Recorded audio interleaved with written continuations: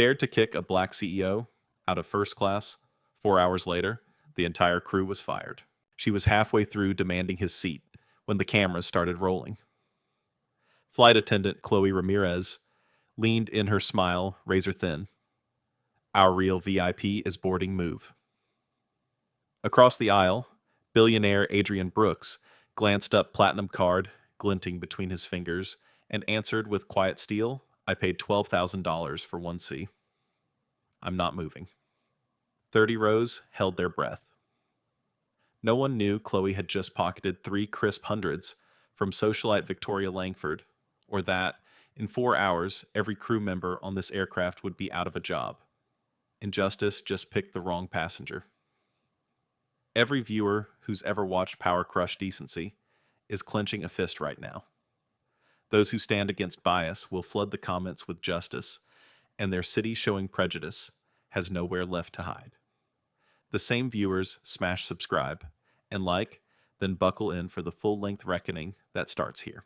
Adrian Brooks was the kind of headline Silicon Valley liked to recycle kid from Detroit who cracked his first line of code on a pawn shop laptop, built an algorithm to spot racial bias in customer service, then turned that spark into Helix Mind Solutions, a $3 billion juggernaut. But the headline never mentions the gravestone he still visits every September, his mother's, and the promise he whispered there at 16 to make sure no one else's dignity was bargained away for convenience. That promise drove 18-hour coding marathons in a one-bedroom apartment, fueled the night he sold his car to keep the servers humming, and shaped the rule he lives by on business trips: greet every cleaner by name tip until it stings. Carry the luggage of strangers because someone once carried his. This morning, he arrived at LAX for Aurora Air Flight 77, wearing a charcoal suit that cost less than most passengers' shoes. Airport cameras caught him steadying a wobbling stroller, buying hot coffee for an exhausted gate agent, and declining the private lounge so he could work among the crowd he serves. He wasn't just traveling. He was en route to finalize a $45 million contract that would drag Aurora's creaking reservation system into the 21st century, a deal he could cancel with a single signature. What no one outside Helix Mind knew was that Adrian already owned 22% of the airline's publicly traded shares, enough leverage to split their boardroom like glass. Across town, Aurora Air's CEO, Jonathan Pierce, pored over grim spreadsheets, fuel costs, spiking satisfaction scores, sliding investors restless. He prayed the Helix Mind partnership would land before the next earnings call. Meanwhile, on Gate 9's manifest, 2 names glowed red for the crew's high-attention list. The first, Victoria Langford hedge fund princess, famous for stormy Yelp reviews and 4-figure champagne tips always seated in 1C. The second, Adrian Brooks, listed but unnoticed because biases don't read fine print. Chief Purser Bradley O'Connell briefed his staff with a wink, keep Victoria smiling, and the dollar bills flow. Flight attendant Chloe Ramirez, 3 months behind on rent, nodded harder than anyone.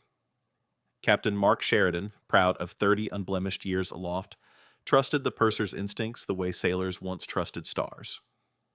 None of them had Googled Adrian. None imagined a camera flash from coach could become their career obituary.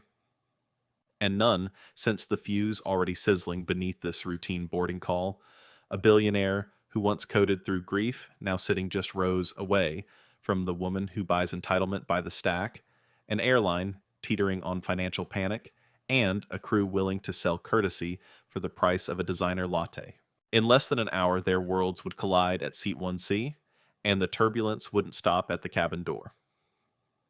Chloe spotted the platinum trim boarding pass and still chose the script that paid better than honesty. She glided to 1C, crouched beside Adrian, like a mall cop beside a trespasser, and lowered her voice to an audible hiss. Sir, we need you to shift to 2D. A frequent flyer with higher importance has arrived. Adrian closed his laptop without looking up. Your manifest says 1C belongs to Adrian Brooks. That's me. The calmness in his tone sounded like a locked door. Chloe hadn't expected a lock. 6 steps behind her, Victoria Langford sashayed down the aisle in 4-inch heels, that announced their price with every click. She halted at arm's length, lips curved in faint disgust, the way someone might stare at gum on a silk dress. "He's in my seat again," she announced to no one, and everyone sliding designer sunglasses onto her head. "Let's not drag this out." Phones rose like periscopes. A college kid in 3A started a live stream under the caption entitled "Lady versus Calm Dude." Chloe switched to appeasement mode, palms up. "Mr. Brooks, you'll still be in first. Just lose the legroom I paid $12,000 for." Adrian finished. "I'll stay, thanks."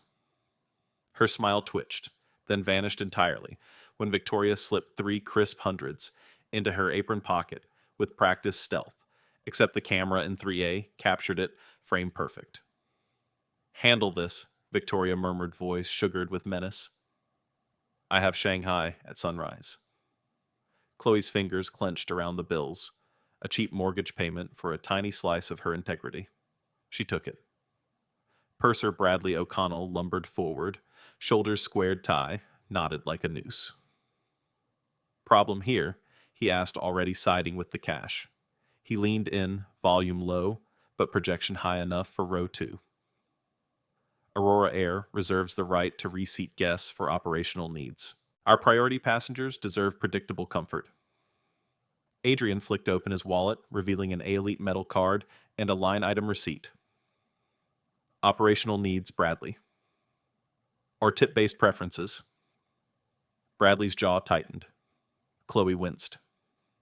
Victoria exhaled loudly, as though boredom were a physical allergy. "Honestly, this is beneath all of us." Many hooks detonated across the cabin. One passenger whispered, "Bet he's in basic economy. Clothes pretending." Another countered, "I googled him, he's worth half a stadium." The live stream ticker passed 12,000 viewers. Bradley chose force. "Last chance. Move, or we'll deplane you." Adrian tapped his phone camera lens, now staring back at Bradley. "Say that again, for the record." Chloe lunged to cover the lens. "Recording crew without consent violates policy. FAA says otherwise, unless I obstruct duties." Adrian's voice stayed level, but something ancient flared behind his eyes, the same fire that kept him coding after midnight funerals. Bradley straightened, nostrils flaring. "Captain Sheridan will resolve this." He stalked toward the cockpit, radioing for backup with the urgency of a man saving face, not safety. Victoria sank into the empty aisle seat, crossing her legs like a queen awaiting coronation. "Some people confuse money with class," she said loudly, ensuring the cabin heard. Adrian's gaze never left Chloe. "Integrity's cheaper than I thought." He wasn't raising his voice. He was raising the stakes.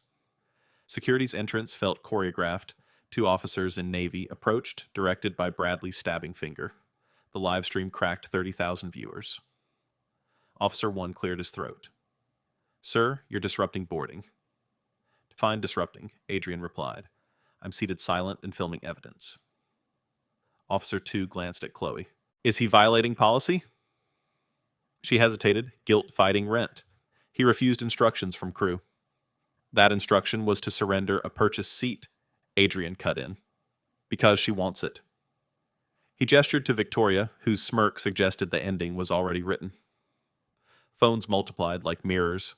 A teenager announced, "Dude, I've got 4K, keep talking."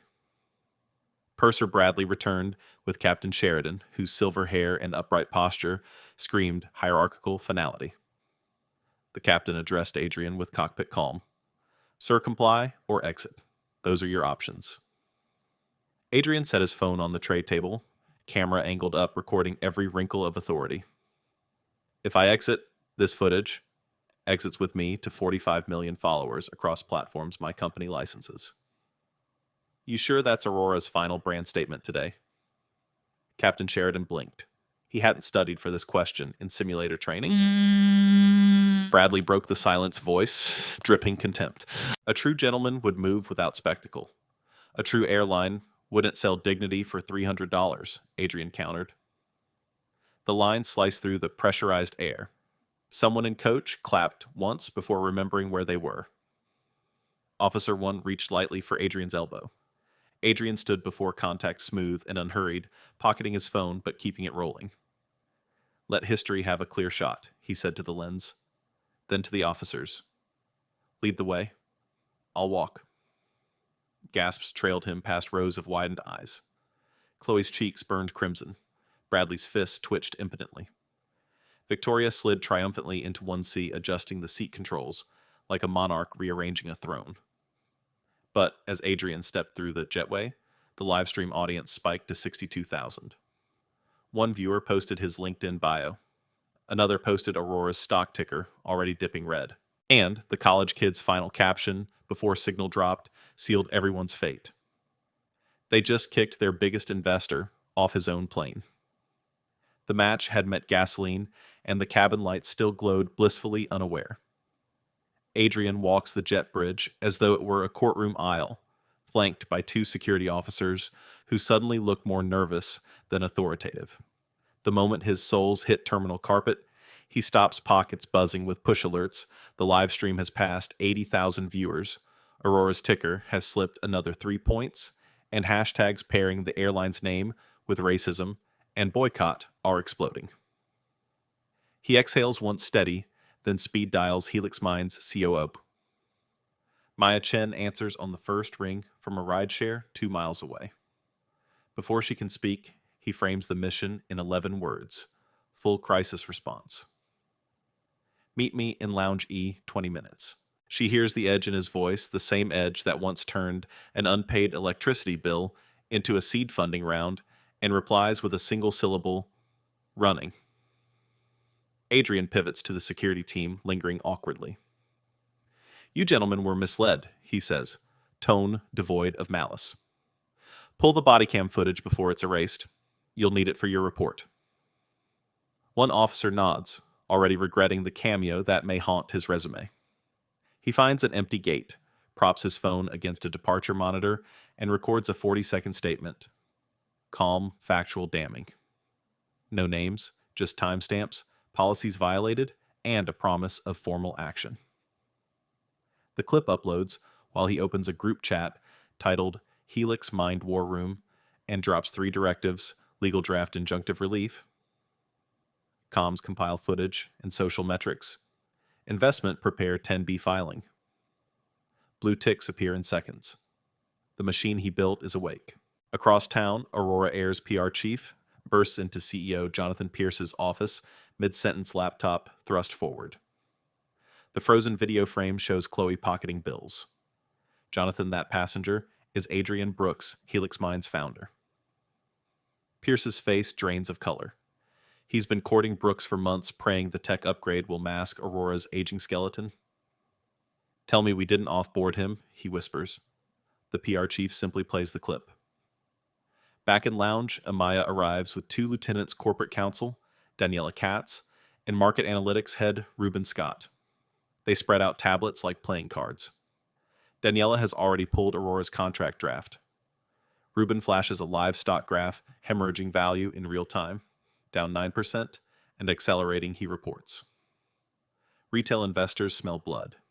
Adrian's plan crystallizes aloud. Step 1, use his 22% holding plus allied funds to trigger an emergency shareholder meeting under Section 303 of Aurora's bylaws, requires 24 hours notice.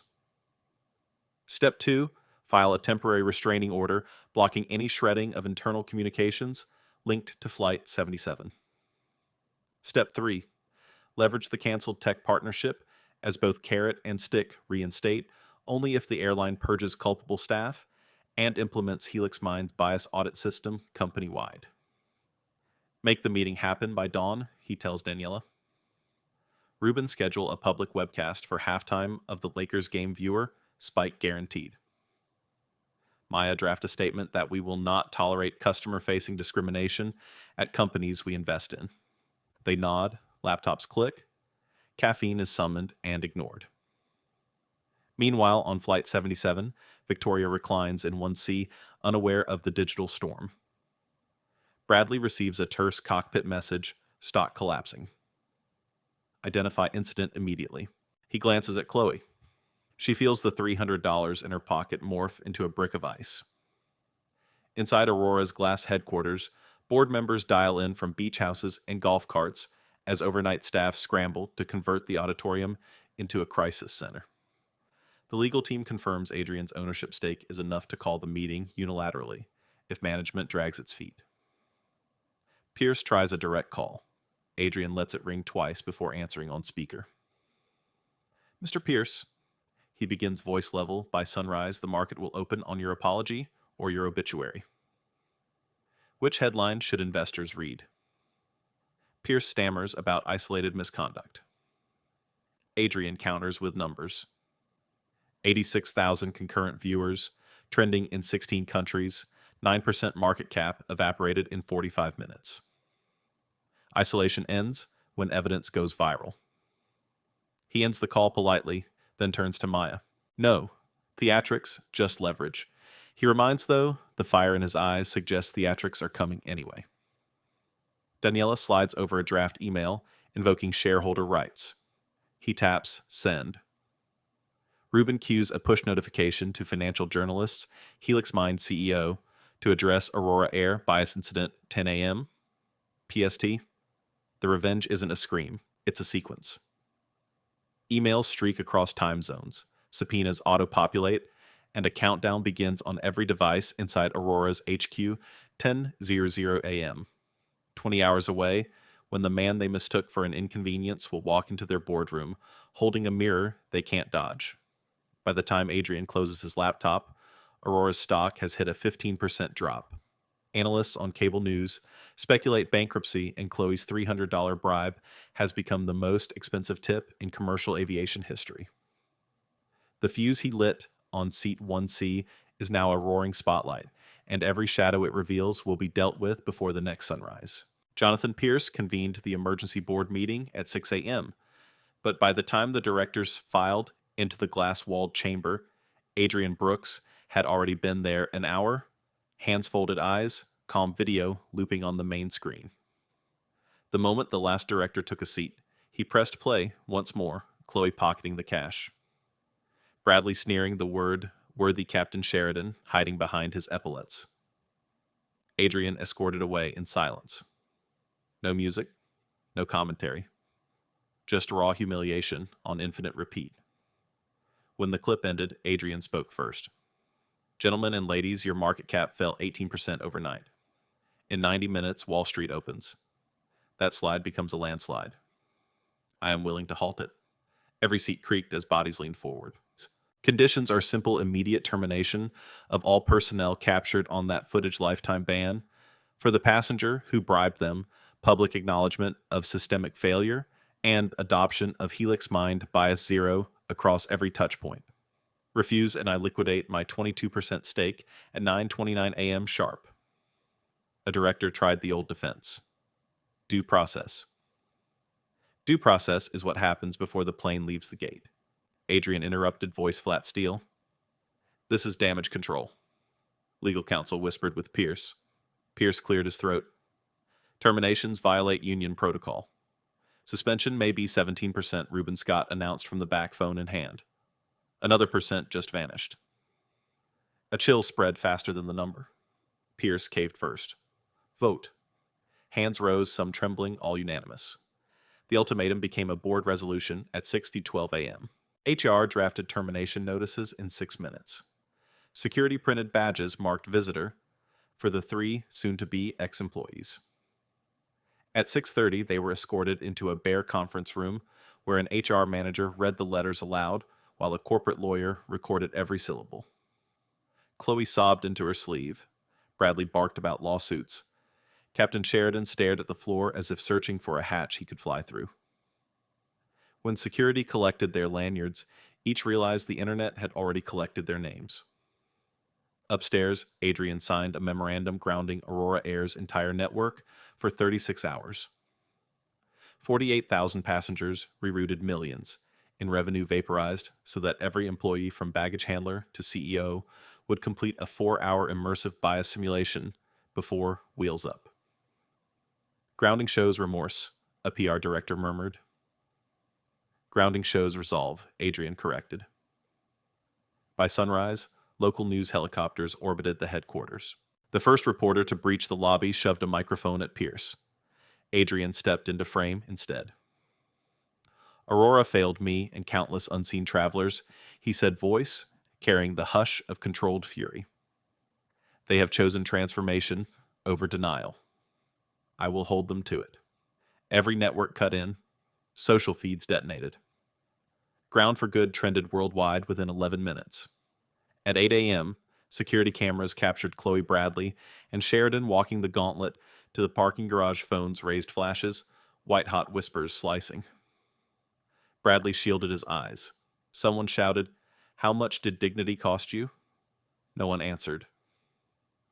Inside a makeshift auditorium, 2,000 staff watched a live stream apology. Pierce faced the Lynn's shoulders, visibly quivering. Discrimination hid in our cabin. We grounded the fleet to ground that bias, he said, then ceded the microphone to Adrian. He did not raise his voice. He raised a mirror. Bias isn't thunder. It's background hum. Today, the hum stops. Employees who had never heard a CEO speak without spin felt something between shame and ignition. The stock opened down 23%, then clawed back 5 points in the first hour, analysts calling the grounding costly but credible.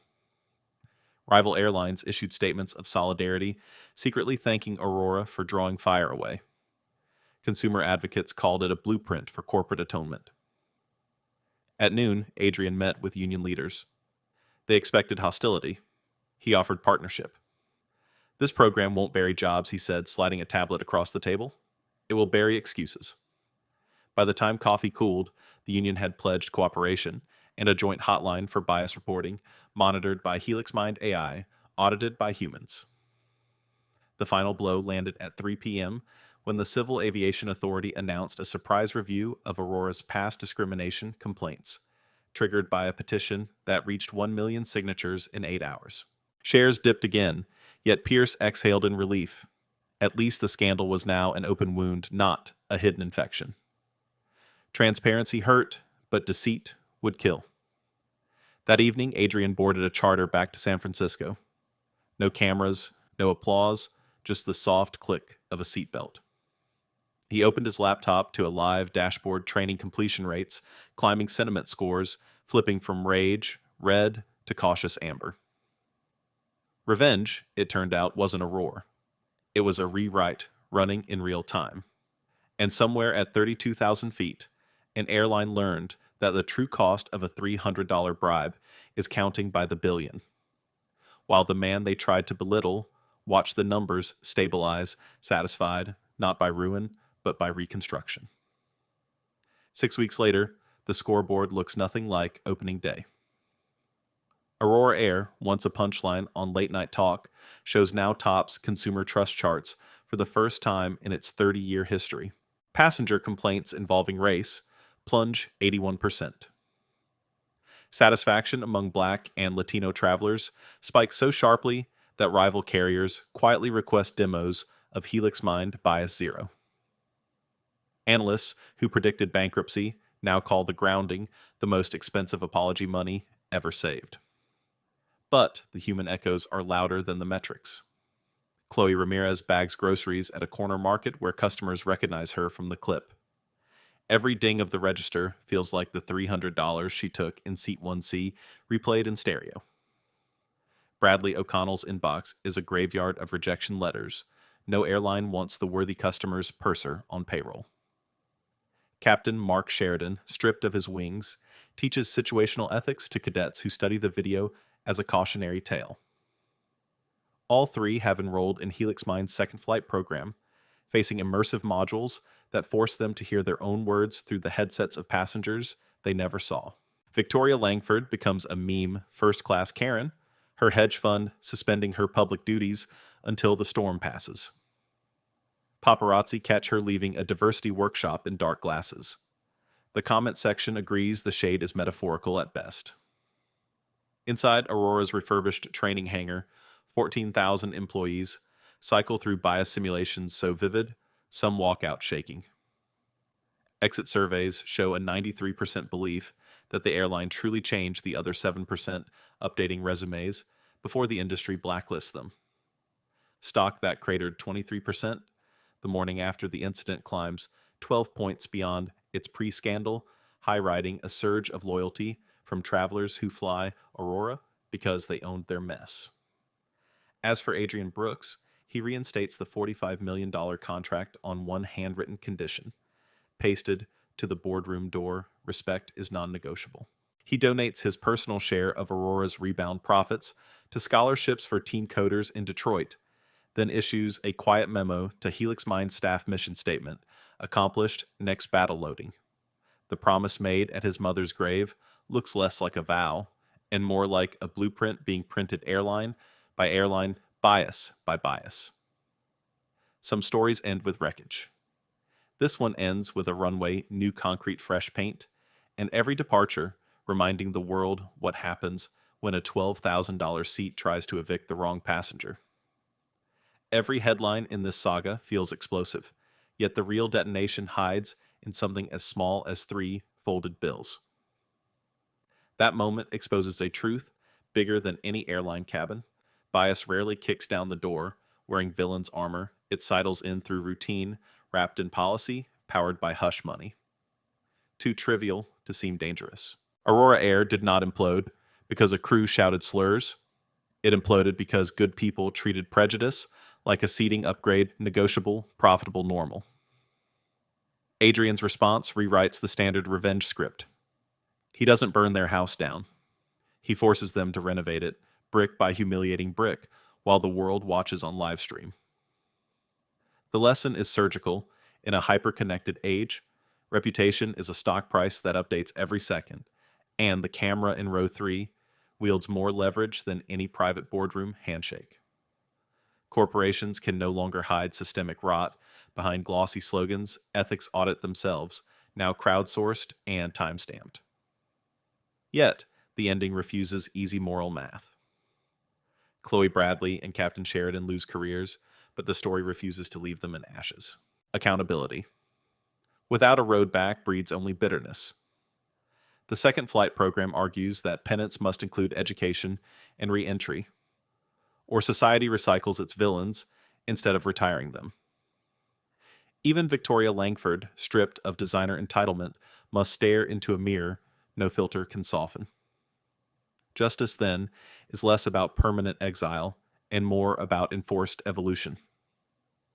For every viewer who has felt dismissed for a name, a shade, a seat assignment, the takeaway lands. Hard never underestimate quiet composure, armed with proof, policy, and platform.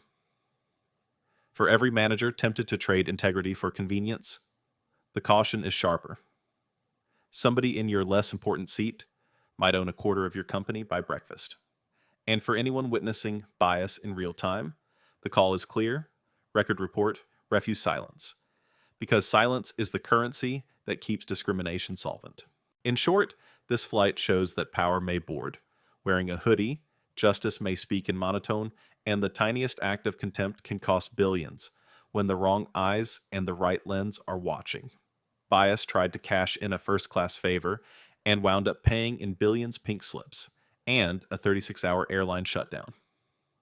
Aurora's skyline makeover, Adrian's calm demolition, and the world's digital jury proved one truth: dignity is non-negotiable currency. If you've ever watched someone buy special treatment, with a wink and a tip, drop your story below and tag your city. Let's map injustice in real time. Smash the like button if you believe respect should never be up for auction, and hit subscribe so you're on board when the next power play backfires. Share this video with one friend who still thinks it's just a seat. Then buckle up. Our next episode reveals how a security guard fired for helping a homeless veteran turned a parking lot incident into a nationwide policy overhaul. Justice keeps boarding. Don't miss the departure.